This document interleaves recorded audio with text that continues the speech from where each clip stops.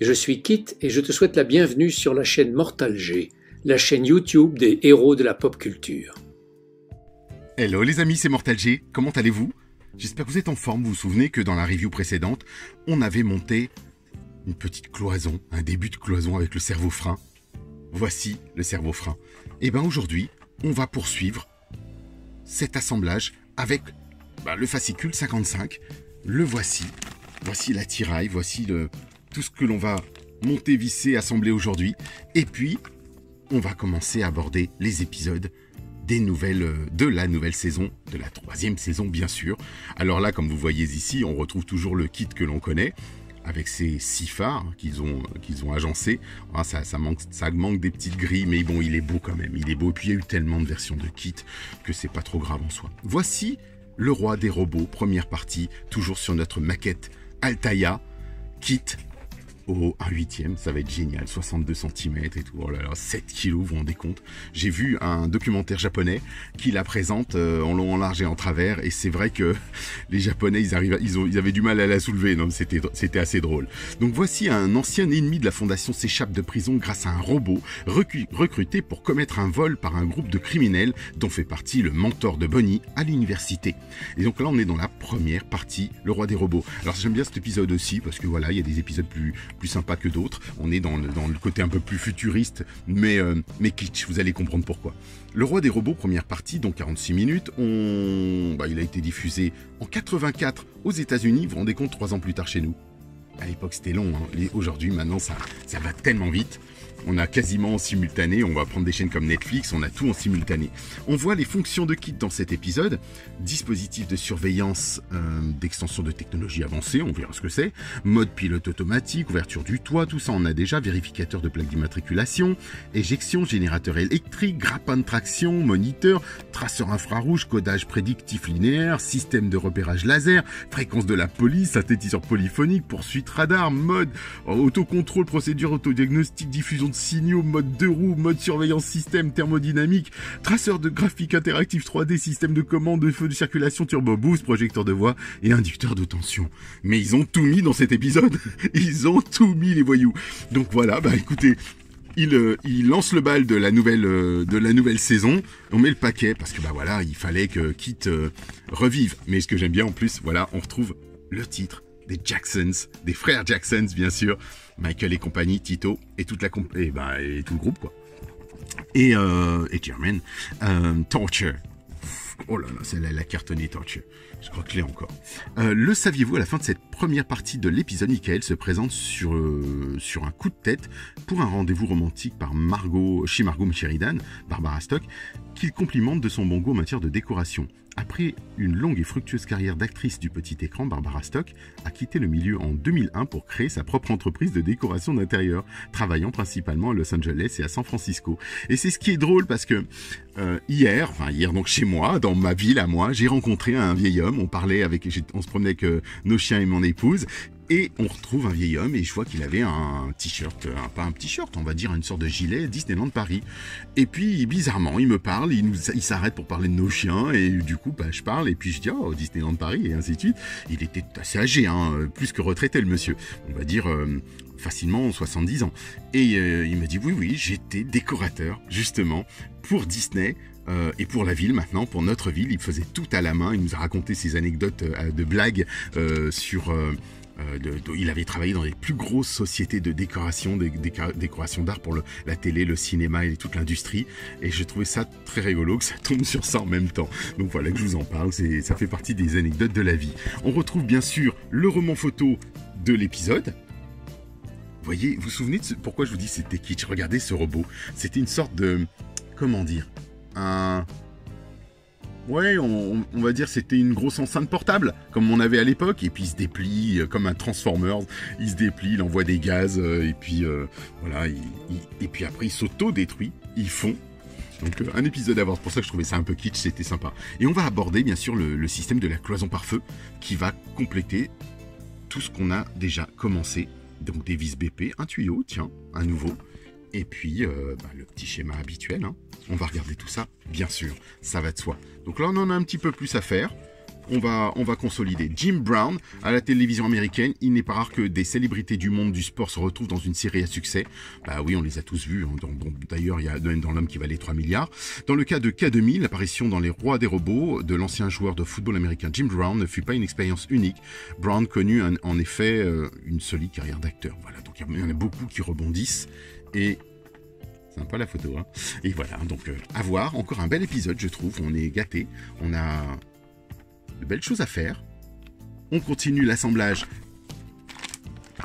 de notre cloison, du système de la cloison, et je vous retrouve tout de suite après avoir ouvert tout ça. C'est parti, à tout de suite. Nous y sommes les amis, c'est parti, et puis on nous demande de reprendre tout de suite. Ben, on va insérer l'ergot de la boîte de fusible, hein. La boîte de fusible, le voici, regardez. Là, il va falloir aller chercher les vis BP. Alors, c'est la partie du haut que l'on voit, que vous voyez ici, qu'on va pouvoir reprendre. Et là, on va fixer juste à côté du boîtier. Et on va voir s'il y a un sens particulier. Moi, je me méfie toujours des sens. Oui, effectivement, il y a un sens. Regardez. Vous le mettez vers le bas. Comme ceci. Et il va venir s'emboîter dans le premier trou, juste à la gauche. Et on va chercher notre vis BP pour consolider le tout. C'est parti. Oh, c'est vrai que c'est tout petit ces vis. Hein. Et on y va. Ah, j'espère que vous vous éclatez à monter cette maquette, parce que je sais que ça doit pas forcément être facile tous les jours. Attendez, je vais le dévisser, parce que moi je trouve qu'il est pas très droit. Et j'aime bien quand c'est bien aligné. Et ça reste droit. Oui, bon, on va dire que c'est pas... Parce qu'il y a un ergot qui vient fixer, mais une sorte de butée. Normalement, donc ça doit plus bouger. Mais bon, voilà, c'est comme ça. C'est qu'il doit être dans ce sens-là. Donc on vient resserrer et consolider tout ça.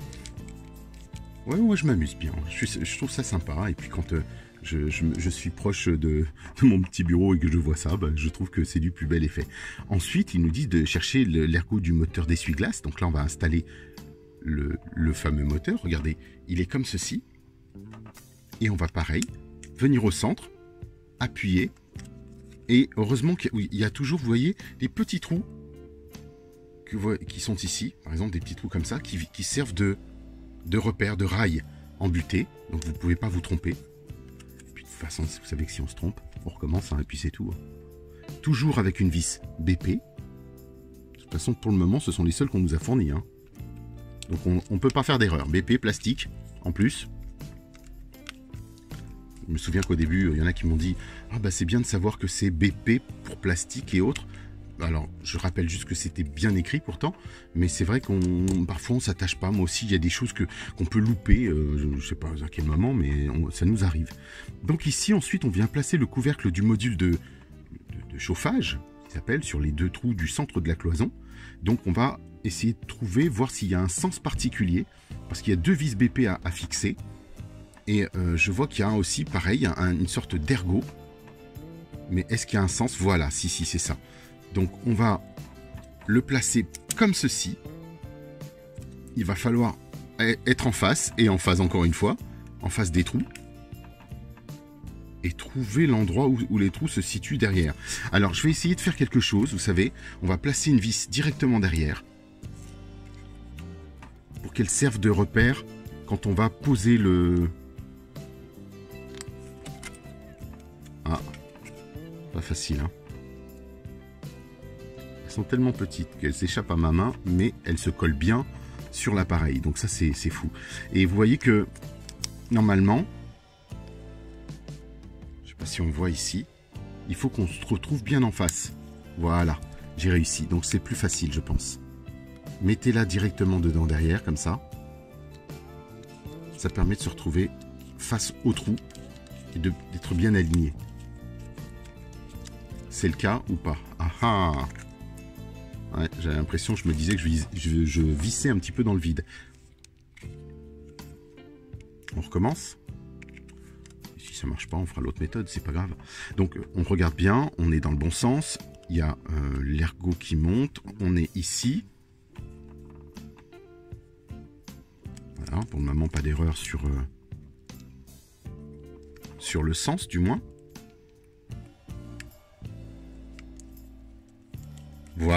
c'est mieux. C'est ça, c'est trouver le bon sens, c'est pas toujours facile, hein. Mais bon, voilà, on y arrive, c'est sympa. Est-ce que vous êtes fan alors? Je sais pas, qui parmi vous appréciez la série ou appréciez juste la voiture, les histoires? Alors je sais que les histoires ne sont pas toutes égales, mais moi ce que j'aime bien, c'est justement de me rendre compte que dans les univers que l'on rencontre dans nos séries, tout n'est pas rose, bien sûr tout n'est pas rose partout, mais dans l'univers du cinéma, de l'industrie, on retrouve beaucoup de similitudes à droite, à gauche. Vous vous souvenez des décors qu'on retrouve dans Retour vers le futur, qu'on retrouve ici, et ainsi de suite, qu'on retrouve vraiment partout, et plein de choses, des clins d'œil, des easter eggs, comme on dit chez nous, des choses cachées. On nous dit cette fois-ci, on tourne la page, et on va venir chercher un tuyau, donc c'est la durite, hein, bien sûr, qui va venir justement là où vous l'avez assemblée. Alors moi, je vous le dis franchement, là, elle est embutée sans souci. Voilà, donc généralement, moi, je mets un point de colle. Mais là, regardez, elle tient bien. Donc, il n'y a pas forcément besoin de la coller. Vous voyez ce que je veux dire? Elle est suffisamment large, contrairement aux autres petites durites qui sont pas toujours évidentes. Donc, on va poser ça. Vous avez vu un petit peu le système. Donc, on a consolidé, on a solidifié tout ça. On a vissé les 2 petites vis épais ici. Et on met le tuyau qui lui viendra se plier, basculer de l'autre côté. Et on nous dit de venir chercher l'ergot du couvercle de vase d'expansion, parce que là on attaque le vase d'expansion du liquide de refroidissement. Donc le voici. Vous voyez, il y a 2 sens. Il y a un trou comme ça. Et il y en a un autre qui est creux. Et bien vous allez le prendre ici. Logiquement. Voilà. Oh, on va essayer. Voir si on est dans le bon sens aussi. Parce que je me demande comment on va fixer une vis BP là-dedans. Ah si, il faut croire que c'est bien ça, les amis. Parce que moi, je sais pas, je l'aurais mis là plutôt. Vous voyez ce que je veux dire? Ça me paraît plus cohérent de le mettre ici et de passer la vis BP par-dessous. Qu'est-ce que vous en pensez? C'est louche cette histoire. Moi, je trouve ça bizarre. Moi, je le vois pas en... Bah non, puisqu'il est vite embuté ici. Et on peut pas visser là. Ou du moins, ça me paraît pas cohérent. Après, peut-être. Peut-être qu'on va pouvoir fixer quelque chose ici. Bah oui, ouais, ça me paraît les 2 pièces avec une vis. Bon, bah écoutez, on va suivre ce qu'ils nous disent. On va serrer comme ça à l'intérieur. Cette fois-ci, bah, je vais prendre le tournevis, vous savez, d'Altaïa. Puisque c'est vrai que sinon, ça ne passe pas. Mais honnêtement, là, c'est très bizarre, puisque quand je le visse ici, quand je le passe ici, ça passe sans problème. Et quand je le retourne, il vient embuter. Alors, on tente le coup? Allez, on tente le coup, c'est parti.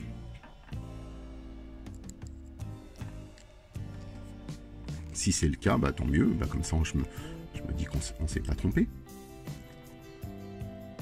Ouais, ça me paraît vraiment bizarre quand même, les amis.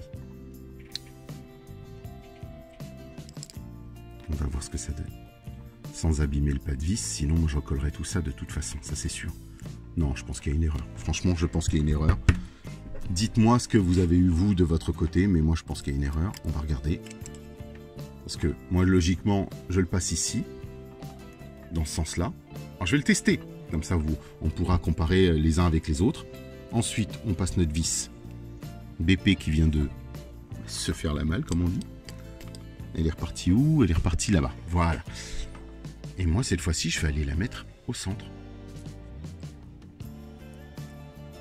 Pour voir si ça se visse bien. Et si c'est pas le cas, je leur démontrerai plus tard. Oui, ça me paraît plus logique, hein, les amis. On va voir. Vous voyez? Mais là, du coup, j'ai un peu forcé tout à l'heure. J'ai peur d'avoir un peu abîmé le pas de vis. Sinon, on mettra une vis plus large et puis c'est tout. Mais vous voyez ce que je veux dire? Non, il veut pas. Ouais, je pense qu'on a un peu forcé sur le pas de vis. Alors, on va visser plus fort. Avec toujours une vis BP, hein.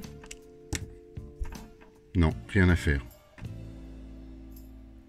Rien à faire. Alors, c'est une petite pièce qui méritera... On méritera de revoir ce qui se passe et peut-être effectivement l'inverser pour voir le sens. Je tente le coup. Bon bah en fait, effectivement, on va le reprendre comme ça. Regardez bien. J'ai compris quelque chose, effectivement. Il faut bien le mettre et écraser les deux parties là au centre pour qu'elles soient, elles se clipent. C'est pour ça qu'il me posait problème. Vous voyez comme quoi, des fois, rien n'est simple. Ensuite, on va chercher une autre partie. Cette fois-ci, on nous demande de venir le clipper dedans. Donc on va voir logiquement, on est en face cette fois-ci.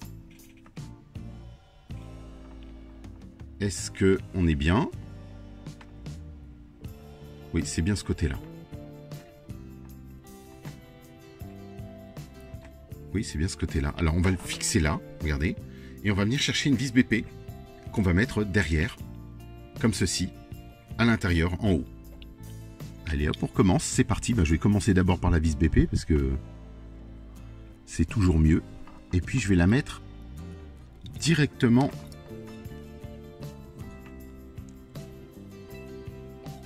dans le couvercle, dans le vase d'expansion, on va dire.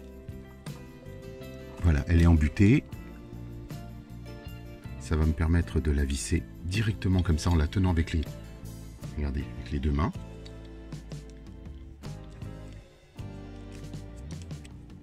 Et voilà. On va pouvoir la redresser un tout petit peu. Sans forcer. Moi, ce que j'aime bien, c'est que là, on est sur des parties plastiques. Donc, quand je dis sans forcer, c'est pas grave en soi. Moi, s'il y a quoi que ce soit qui se casse, c'est l'avantage qu'on a sur des maquettes ou tout un tas de choses comme ça, bah on colle les amis, c'est aussi simple, donc pas de stress, rien du tout. Vous prenez une super glue classique, super glue 3 Loctite et ça marche bien. Moi j'ai collé les durites, mais faites attention de pas mettre trop de colle sur les durites, sinon les durites deviennent blanches, c'est pas très joli. Mettez juste un tout petit point, ça va très très vite. Vous voyez, bah, au final, ben voilà, ben, là il est monté, on est pas mal. On va venir chercher bien sûr la cloison par feu. On a toujours notre câble. Il nous demande de venir apposer les deux parties de la cloison au centre. Et là, pareil, on va venir chercher deux vis BP pour fixer le tout.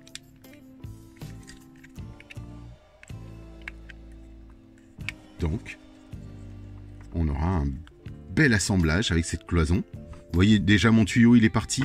Alors moi, les tuyaux, c'est ma bête noire. Donc, ce que je vais faire, c'est que je vais le coller. Je m'embêterai pas avec ça. Ça, c'est simple. Je colle les tuyaux. Je ne veux aucun impair avec ça. Et même, je me souviens que, je sais plus sur quoi j'ai fait ça. Par exemple, sur des pièces comme celle-ci, que je suis en train de visser.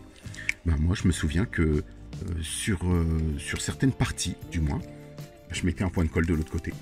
Et je visse. Et ça bouge plus. Je ne veux plus que ça bouge. Ça, des fois, ça m'agace tellement. Ce sont des parties que vous n'êtes même pas censé. D'ailleurs, vous prenez tout à l'heure, vous savez, le petit le vase d'expansion de liquide de refroidissement qu'on a vissé, qui était compliqué à visser tout à l'heure. Pour moi, je comprends même pas qu'il l'ait fait en deux parties. Aucun intérêt du tout, vraiment. Il suffisait de fournir la pièce et basta. Donc là, je visse dans le vide. Alors, ça veut dire que je ne suis pas forcément en face. On va essayer de retrouver la bonne position. Et il faut appuyer un petit peu quand même.